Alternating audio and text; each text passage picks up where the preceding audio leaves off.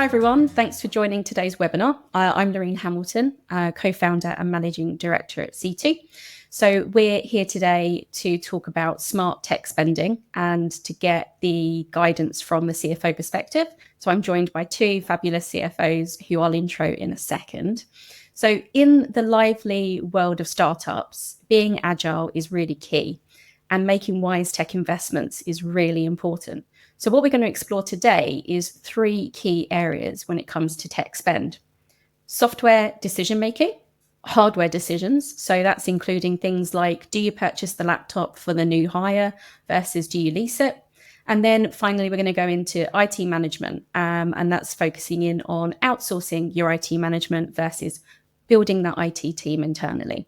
So with that, I'm excited to be joined by Michelle David and Stephen Bastian. So both who have extensive experience in financial strategy for high growth businesses. So let's start with intros. Michelle, should we start with you? Hello, my name is Michelle David. I am a CFO FD, depending on the size of the business, with about 30 years experience in finance. I have worked for various different types of companies in multi-sector industries. I've been primarily at the beginning of my career in retail. So there'll be some brands such as Selfridges, Cath Kidston in the early days. I then moved into retail. So did a lot of work in the food retail sector. So working with brands like Pret a Manger, and then moving on to Azzurri Group, which looks after the restaurants Zizi, Ask Italian, Coco di Mama.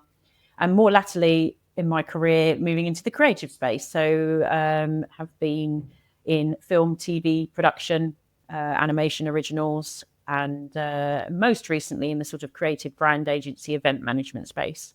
So a lot of experience with different size companies working in entrepreneurial, founder-led businesses, as well as some bigger companies with thousands of employees. So, and I actually enjoy all of them. I've enjoyed my career immensely and continue to be inspired by lots of different types of working environments. And yes, I'm looking forward to this because I have been a part of many sale processes, investment processes, and have taken small to medium-sized companies through these processes, and therefore been exposed to all of the topics that we'll probably cover today in some form. And so it's really interesting to just sort of be able to share my experiences on that. So thank you for having me. Oh, excellent. Thank you. And yeah, looking forward to getting into the questions. Stephen? Good afternoon. My name is Stephen Bastian. I am a CFO who for the last 10 years has worked in the sort of startup scale-up space. Most recently, I have worked as CFO at some emerging market fintechs. And prior to that, I was CFO at an edtech business. My experience prior to the startup world was in large corporates in both the UK and Australia.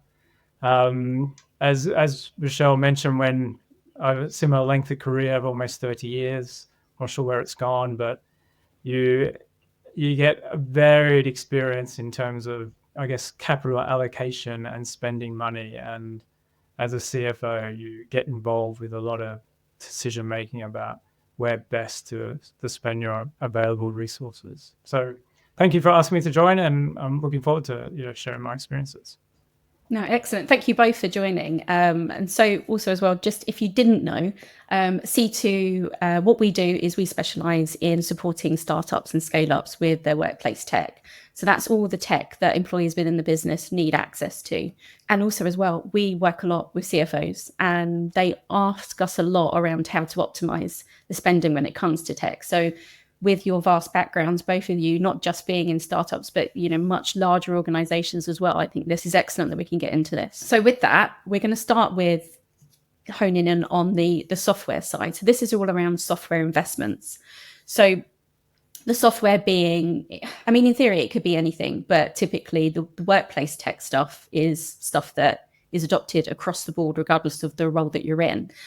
We see a lot that, especially in startups, there can be lots of tech inside a business. You only need to get hold of the company credit card and go a little bit wild online. All of a sudden, you've got subscriptions to so many different tools, and some might be doing the same thing.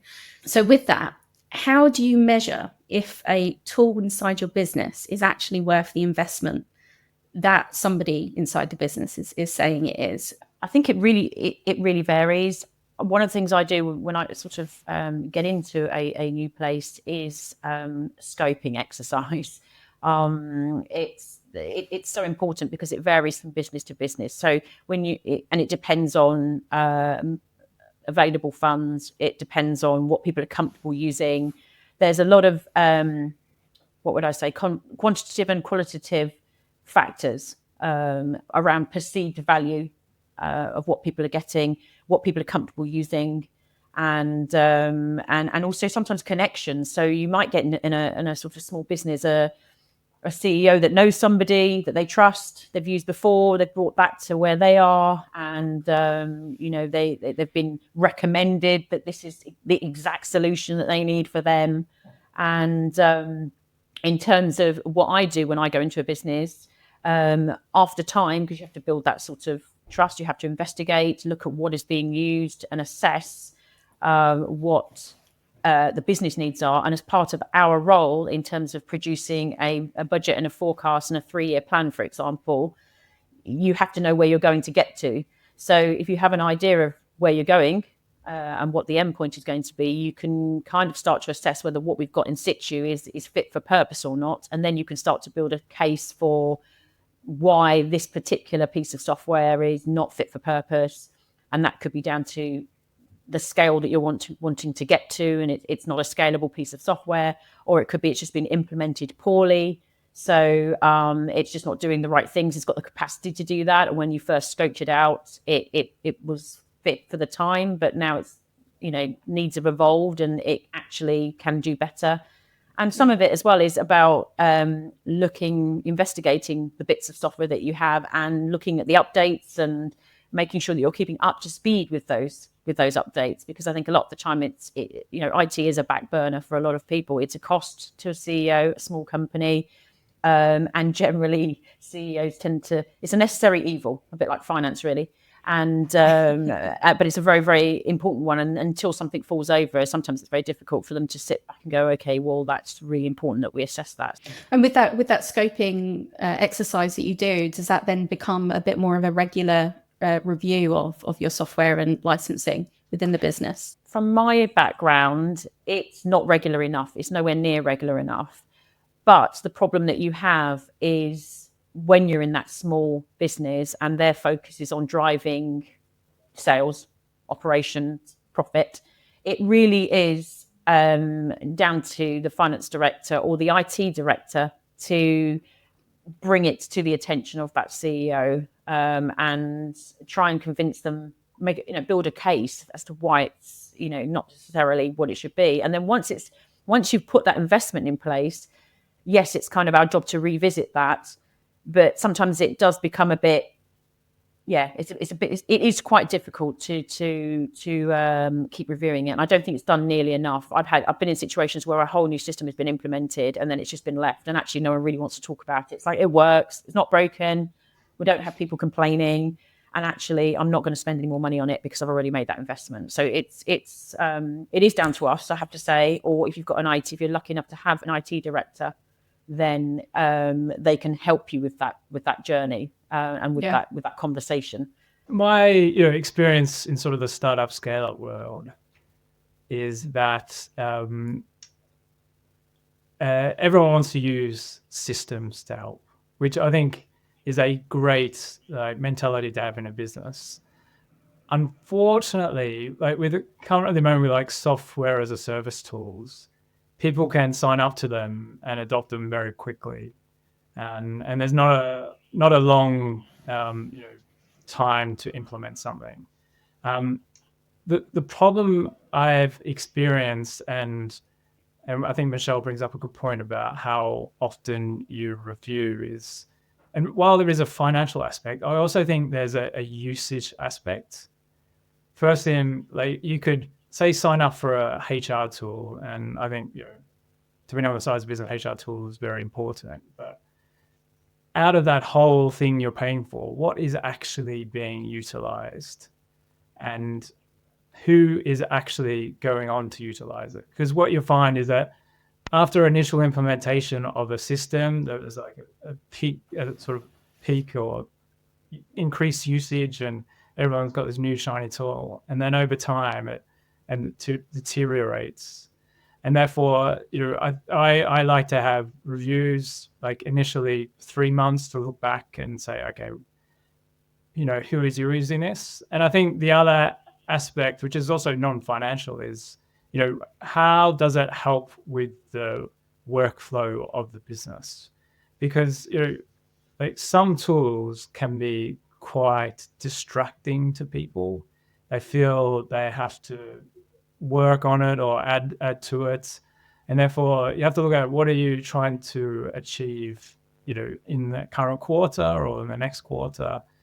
Where is the best way to dedicate your resources? And so that's a lens I also like to look at, because the most important thing, and unfortunately we do forget about it, is particularly say when onboarding, when you onboard someone, you want them to get up to speed as quickly as possible, and that requires a whole sort of a journey to do that. But then once they are in the role, you want them to be operating at a high level all the time, and therefore tools can help them operate that. So finding the right tools is also, questioning, is the current tool right given how the market's moved? But also, is the current tool also stopping them from working? What you both said around, it's something that the finance director, and if you're lucky enough to have an IT manager or somebody in that business, it's a collaboration piece. There is the whole thing around spend and cost, but actually the usage. And that's something that I've always looked at. You occasionally get where you've got, a couple of duplicate tools in the business, and one person has a preference over everyone else using something else, and essentially just stripping it back and actually just adopting one. So there's that kind of wastage element, which will come out of looking at the user usage. And then the other aspect of it as well is there are times where teams want something that basically fits everything, and not always, there isn't always a one size fits all. So do either of you have a preference on kind of the off the shelf tools versus something that is a little bit more bespoke and customizable? And Stephen, if we go over to you on that one. My first time working in a startup, or it was more like a scale up, they thought that they were the best builders of all technology. And from that initial experience, it was in a fintech business, and they tried to build their own core banking system, and they failed miserably, caused lots of problems, and they could quite simply bought off the shelf for what they need. So that has sort of driven my mindset, which is if you can find it and buy off the shelf, 100% always make that decision. I would agree with that. I think that there isn't a one size fits all, but also I think that these off the shelf products have evolved a lot over my career, and they were at first very piecemeal, very bespoke.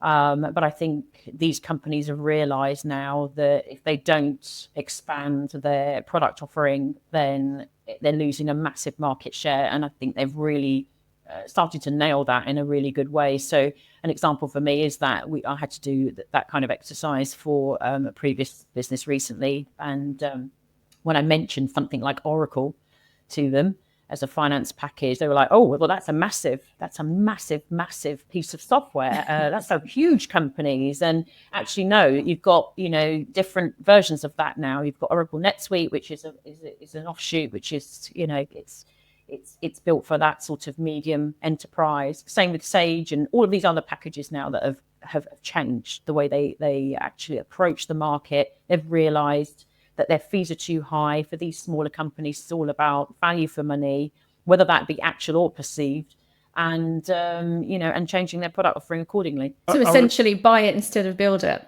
is the takeaway there on that one.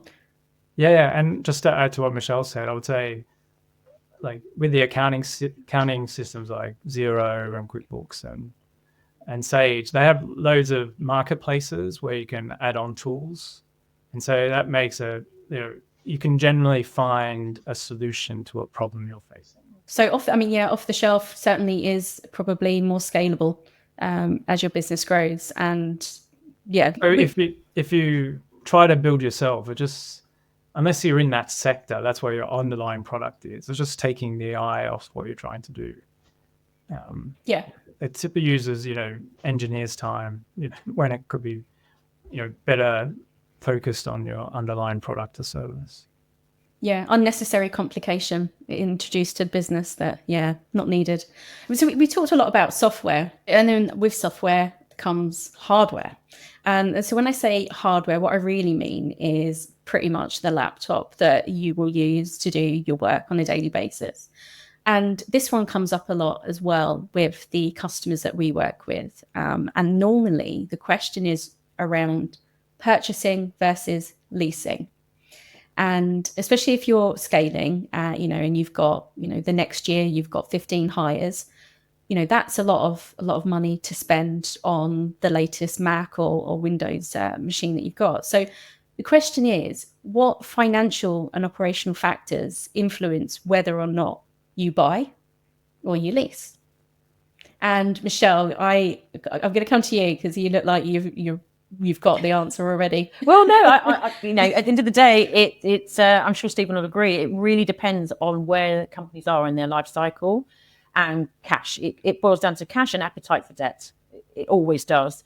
So most startups, small companies need to preserve their cash and don't want to be using their hard-earned working capital to purchase machines outright that have such a short life. But having said that, sometimes it's not a choice because obviously leasing can be more expensive. It's over time. You may have a combination of both where you have to take out a loan. Sometimes that's not available to smaller companies to be able to fund that. So, it really does depend on the company, the amount of cash or investment they have in the business. I've had all different scenarios where I would always try to preserve the cash. So whatever solution is going to not have a massive initial cash outlay is really important. Because at the end of the day, there's some really good leasing deals out there now, and it can be just much better for insurance purposes, for repairs and maintenance, for replacement, things like that. I obviously know what my preference is, but I think sometimes when you're having those conversations with company leaders, it's difficult because some of them are, they come from the sort of background of, no, I like to buy and own my own, and it's tricky, and you do have to try and sort of, as I say, again, it's that scoping and selling them this is why this is important, this is the impact it's going to have on our growth from a cash perspective, and this is why this deal looks better than just going out there and buying 15 laptops. I think there are lots of different leasing options out there, and it certainly gives the startup the flexibility, wherever, buying a laptop outright and depreciating over a course of, I don't know, we often see it's normally about 3 years, but I guess anything can happen in that time. But I have seen personally with leasing options, they are quite expensive, and there is quite the markup on having the privilege of leasing and potentially handing back however frequently you want to upgrade. I mean, Stephen, what are your thoughts on this? Yeah, I tend to agree with Michelle, actually, in terms of, like, in these types of business, cash burn is your key thing. How can you ensure your cash runway goes as far as possible? And if leasing does not feel expensive, I think that's the best way to go. I think the two factors you need to consider is how many laptops you need to buy in a year. Some businesses are very more employee heavy than others. So when it's less employee heavy, then buying outright can also just be the quickest, smartest decision. But also the location of staff. The companies are typically not in one location. So in my previous companies, we've had people in multiple countries, and how do you get computers out to them? And therefore, your only option may be to buy them. But the interesting debate also is, Macs versus Windows computers, and and that also has an influence on the overall laptop strategy of a company.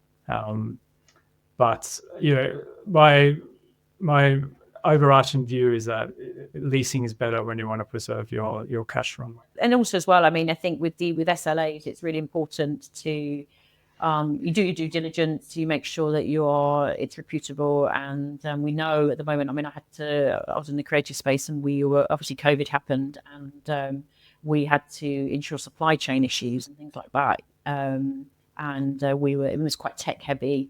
We had some really, really good kit, but it was stuck on a boat in the middle of the sea and wasn't able to dock for months, and that caused big problems. So, it's sometimes just from a protection perspective, unless you have a company that has a warehouse full of really good kit and they will sell it to you with extras, then sometimes it's better to have somebody else have that responsibility and, take the consequences, whether that be financially or from a supply perspective when things go wrong, which unfortunately in the tech world they do sometimes. And it's better to have that mindset of, okay, well, we've got really, really strong KPIs with a partner business. And as I say, that can come in any form. It can be in buy outright or it can be leasing, but it's about that due diligence to start with, and making sure that your areas of concern are covered by your SLAs. Yeah, absolutely. I mean, we certainly felt it at Seeto when it come to being able to provide kit for our customers when they were hiring new people, and essentially really forward planning on where we can source the kit, having a really, really good partner in that. And typically the customers that we work with, they buy outright. But to touch on your point, Stephen, about like being global hardware procurement is really difficult still. There are a couple of leasing partners out there that will do it, but again, you pay the price for that. But it's then, I guess, weighing up, trying to, whoever it is in your business is going to sit and spend their time trying to purchase the latest MacBook Air in Barcelona, for example, versus I'm just going to go and I'm going to use a partner that's going to take care of it for me. And it's leased and you pay that premium to get it there. I guess it's about weighing that up, but it's something that we see a lot, and it still tends to be a bit of an issue. And then, so Stephen, you said as well, your preference would be on the leasing front. I mean, do you have, I guess there's so many different leasing models out there now, but do you have a sort of a preference of how long you might, I guess, sweat an asset before it goes back to the partner and you essentially get your latest upgrade?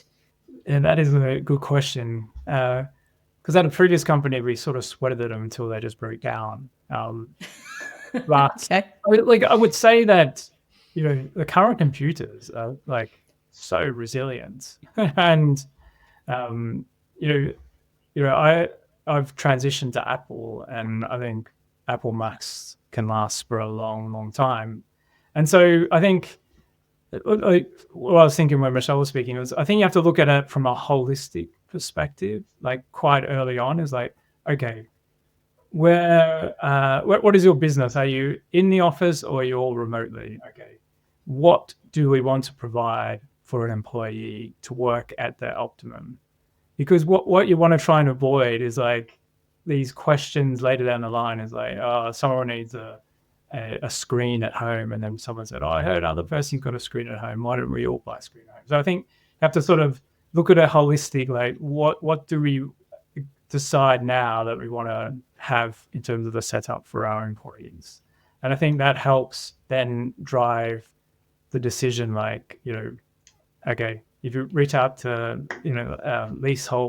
leasing companies, how do we want to work with them? What's the right setup? And because then you can talk about, okay, we'll lease for like 3 years and just replace up to every 3 years, and therefore that builds your mindset in as well, builds it into your planning, and then it tries to avoid all those, because the computer and where they work at is so fundamental to each individual employee. You want to try to minimize that, discussions would just take up unnecessary time. I can't get past that you said that you're now using a Mac. So a CFO using a Mac, that's don't hear that often. I'm the same. I've just switched over to Mac because I'm in a creative agency, and it's been a baptism of fire, that's for sure.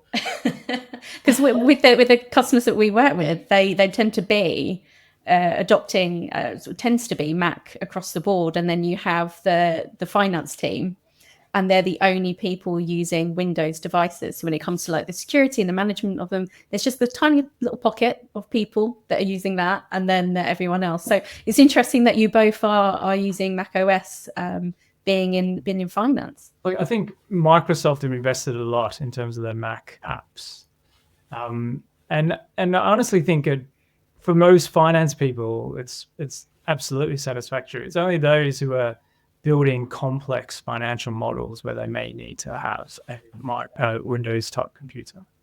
As Stephen says, Mac has got a lot better, it looks like, since the last time I tried to use it. Well, that's it then. So the next time we get a query come through from a finance director or a CFO saying they're struggling on their Mac and they need to move to Windows, we'll just reference you both on that one. That's fine.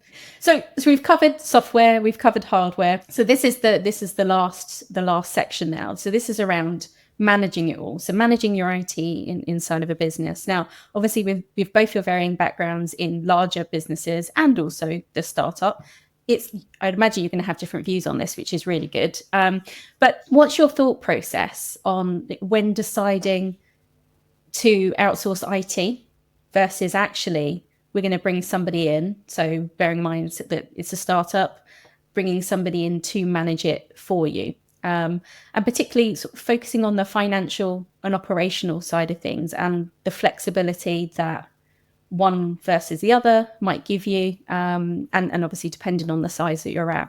So, Stephen, over to you. Yeah, so I think the first aspect is how many employees you have in the business, and I guess the nature of a number of queries and help they need every day. If that goes above a certain level and they need quicker responses than what someone external provider, I think that's a time to think whether, business needs to switch from working from an outsourcing model to an in-house model. But I think also, you can continue to work with outsourcing beyond that, beyond the certain side as well. But I think it's more, I always think about what impediments are our employees having to perform their work. If IT is a problem, then that's when you may consider to, bring someone in-house. So there are challenges with that. You've got to employ someone. They need to, develop their own system of how to manage tickets, and there's no backup as well. So, but eventually a growing business will get to a point where it needs to build in-house capacity. And the more you can, I would say, delay when that's happening, I think it's the better if it's working well with the outsourced company. But the more that you can be conscious of it, you can then be better prepared once you decide to do that. So let me ask you, Stephen, have you ever been on the hook for managing IT in any of the businesses that you've worked at? I would say no directly, but yes indirectly, because typically in a business, finance ends up always picking up the crap issues, as I say. They always seem to fall down the tree to finance, and sometimes inevitably, like a lot of IT issues come, and then you end up having to be the one shouting loudest to try and get some action to do so. Indirectly, yeah. And what about you, Michelle? What are your thoughts?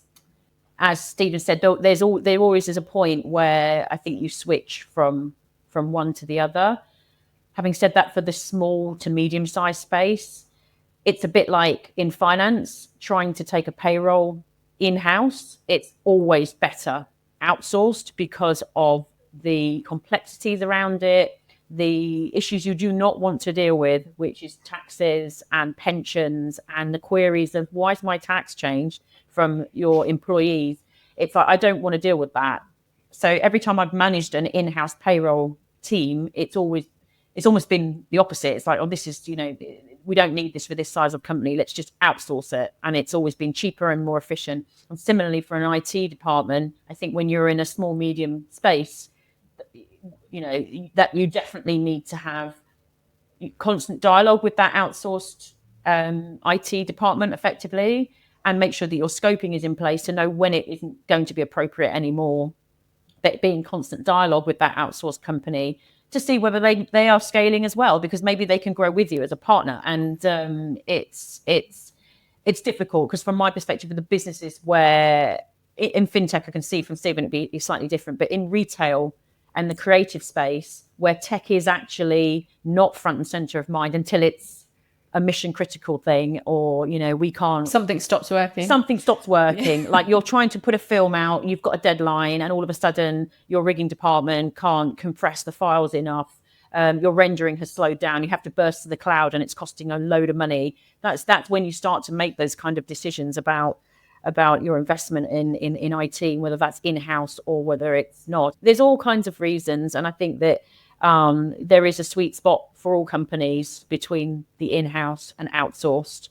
But in my experience, in my industries, outsourced has always been better for small, medium-sized enterprises until they can't scale with you, and you need a massive solution. I would agree, Michelle, on the industry, because if you are a tech engineer heavy business, you may want to keep it in-house.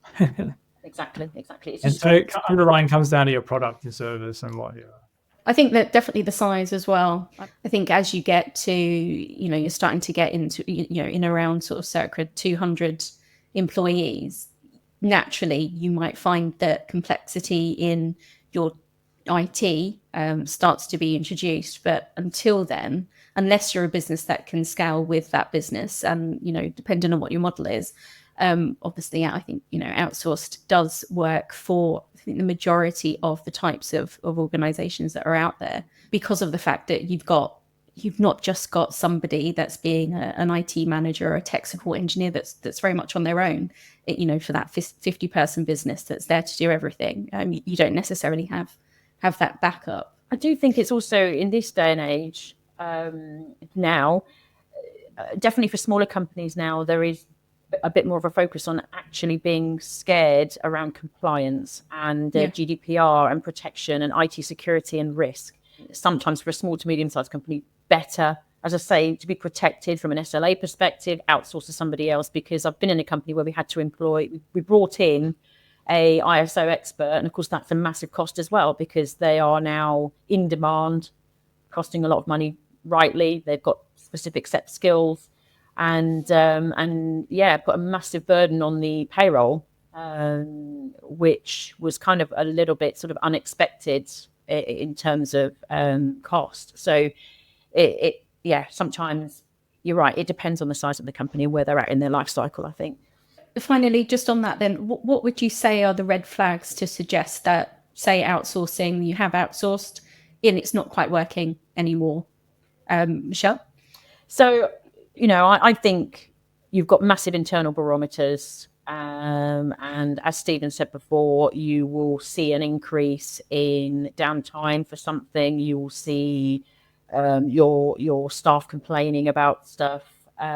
There's lots of sort of, I think, little red flags, and where you start to lose sort of personal touch from your outsourced company, where you can't get a consistent person on your case or your tickets, or it takes longer lead time for them to return something which you think is quite a trivial issue. Again, it's that sort of checking in thing. Those are red flags that, okay, we need to look at something else here. It's not actually working.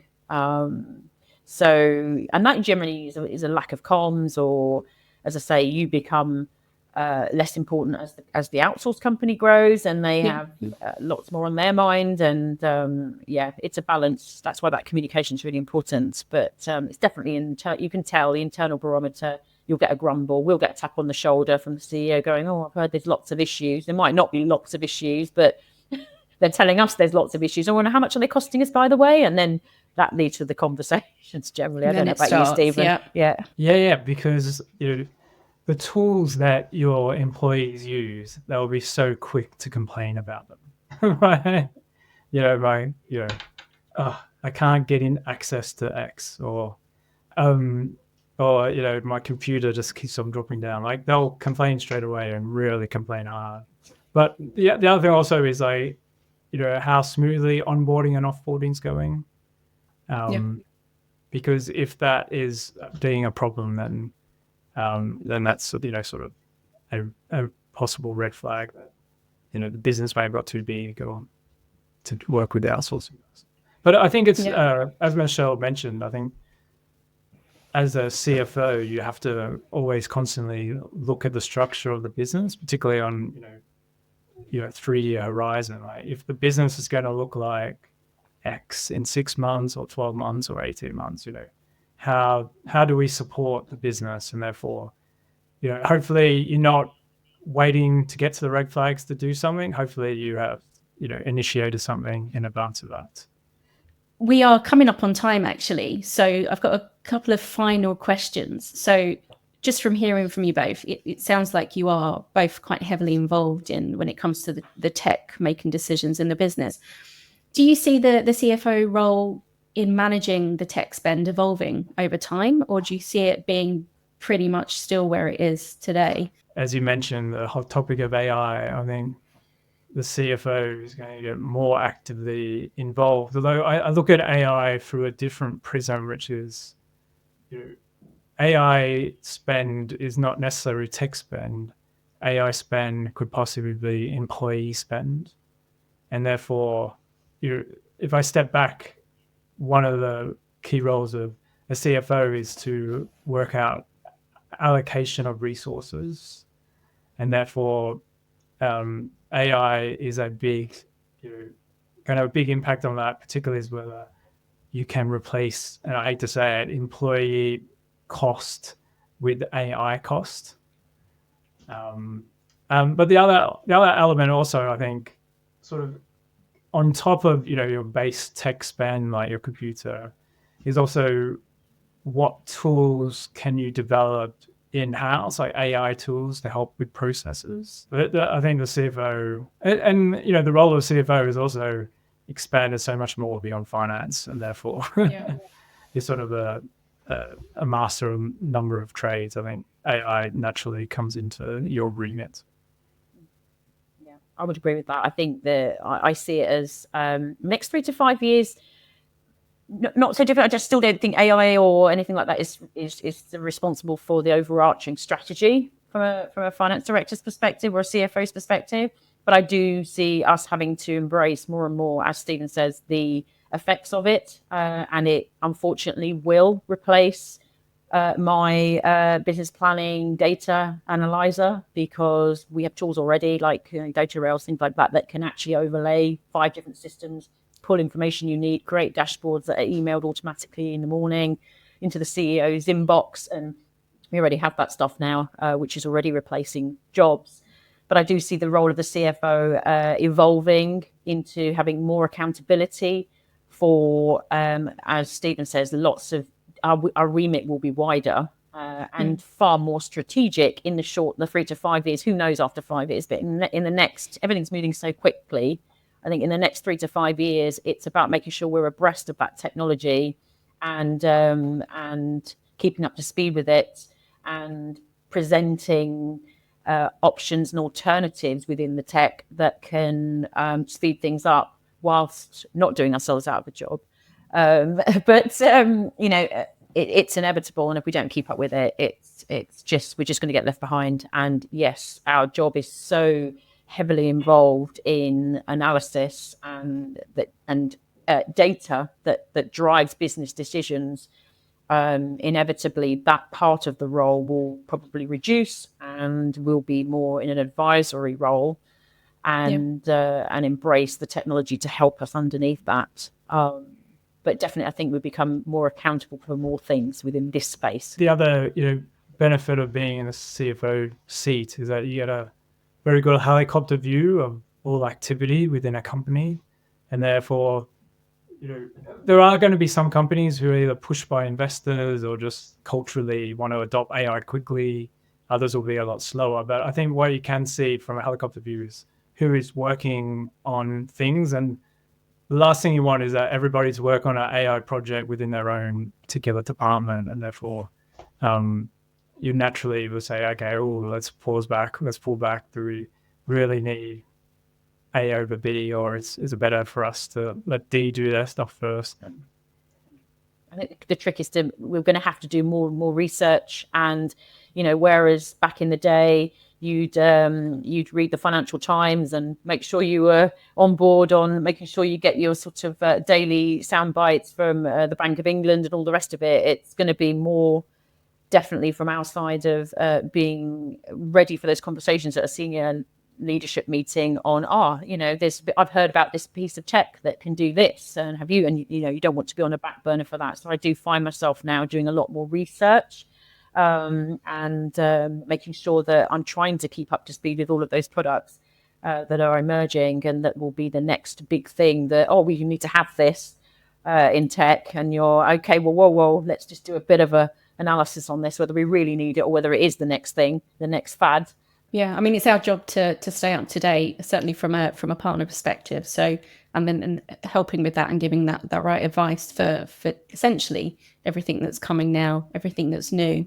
Just to add, with people's access to AI, whether it's through ChatGPT or Copilot, at the moment we seem to be in a space where it's just like everyone's having a go at themselves. So they got access, putting stuff in, but Wild West, isn't it? Yeah. So, and I think depending on the company and industry, you have to be really careful about how your employees are utilizing AI.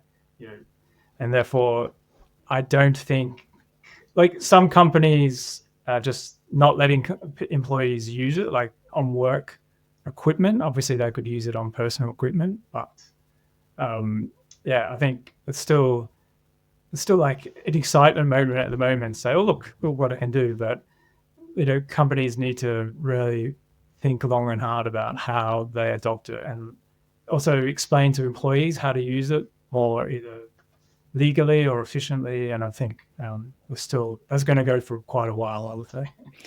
Yeah, it's conversations that we're having now with our customers, but I guess, it's another consideration, it's another spend, it's another bunch of licenses depending on the tool that you adopt, but also the spend in itself could be much greater with the risk that it comes with, in terms of data security and the training. But maybe that's a whole new another conversation for another time, because we are getting really, really close to time now. So I mean, we've covered a lot. It's been really, really insightful, and hopefully whoever watches this will find it interesting and, get some ideas around, what they can do in all of these spaces. So just before we wrap up, any final thoughts? If you had to give one tip for everything, bearing in mind we've talked about 3 areas, but if you had to give one tip, what would it be, Michelle? Personally, I would scope it out early, get into your business, really get under the hood of what's going on with the costs, and scope where you want to be. And then you are better placed to be the advisor on that journey. And once you realize where you want to get to, you can then have those really, really decent conversations about what tech fits the business, and then cost it out before you then commit. So I would say the scope is everything, and it touches every single department within the business.